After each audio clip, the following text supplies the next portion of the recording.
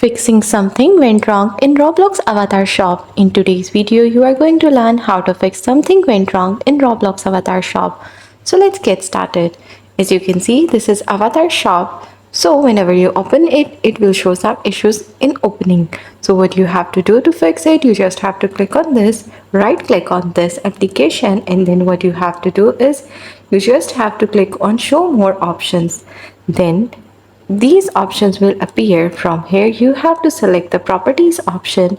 In this page will appear. From here you have to select this Roblox player beta, and when you open it, it will ask you to choose one of these options. Now from here you will select the run as administrator option, and then it will ask you to fill out this. Next you have to click on advanced, and after clicking on it you have to call the next page, and in the next page you have to shift it from Windows 10 to Windows 8, and after that you will go back and you have to open your Roblox Avatar Shop.